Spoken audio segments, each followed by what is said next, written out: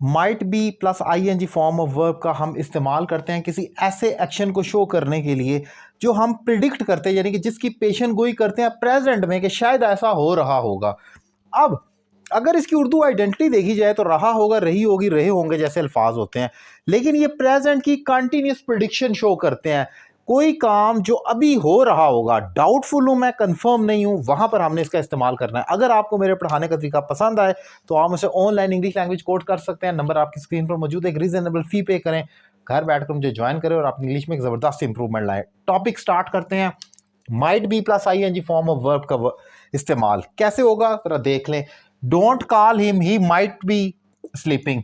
उसे कॉल मत करो, शायद वो सो रहा होगा। मैं यकीन में नहीं कह रहा, इस टाइम करंट टाइम के अंदर मैं एक पेशेंट को ही कर रहा हूं, इस टाइम वो सो रहा होगा, तो वहां पर मैं कहूंगा डोंट कॉल हिम, ये तो हो गया कि उसे कॉल ना करो। ही माइट बी स्लीपिंग, शायद वो सो रहा होगा या वो सो रहा होगा। मैं शायद ना भी बोलूं तो इसका मतलब है पढ़ने वाले को समझ आना चाहिए कि मैं डाउट में कह रहा हूं। तो कोई काम उर्दू में सो रहा होगा वो फ्यूचर कंटिन्यूस की तरह है, यहां पर ही विल बी स्लीपिंग भी हो सकता है, लेकिन जब मैं डाउट में कहूं प्रेजेंट के अंदर तो वहां पर माइट भी हो जाएगा। अब I didn't see you in the party, I thought you might be working. मैंने सोचा तुम काम कर रहे होगे। डाउटफुल हूं मैं प्रेजेंट के अंदर, यानी कि ये इसका तो पास्ट है क्योंकि आई थॉट हो गया तो ये पास्ट में चला गया। अदरवाइज इसकी उर्दू ये बनेगी कि मैंने सोचा कि तुम काम कर रहे होगे। उस टाइम पास्ट की बात कर रहा हूं, मैंने जब सोचा कि तुम काम कर रहे होगे। एक और एग्जांपल देखें। नोबडी ट्रस्टेड हिम, किसी ने उसका एतबार नहीं किया, पास्ट में हूं।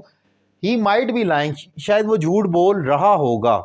अगेन असल में मैं बताना चाह रहा हूं कि ये रहा होगा जो होता है, आप टेंसेस को आइडेंटिटी से तो याद करते हैं कि गा गी गे जैसे आ जाए तो ये फ्यूचर सिंपल टेंस है। रहा होगा, रही होगी आए तो फ्यूचर कंटिन्यूस टेंस है।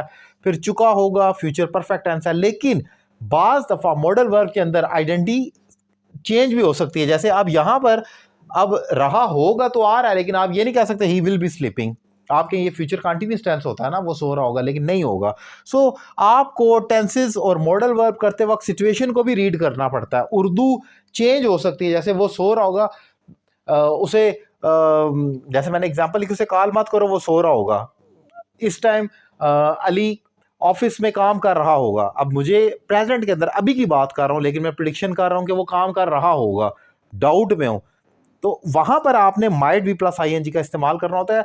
आमतौर पर हम डेली रूटीन में इसका बहुत ज़्यादा इस्तेमाल करते हैं। आप इसकी प्रैक्टिस करें, कोई चीज़ ना समझ आए तो आप व्हाट्सएप पे भी मुझसे पूछ सकते हैं। Thank you very much.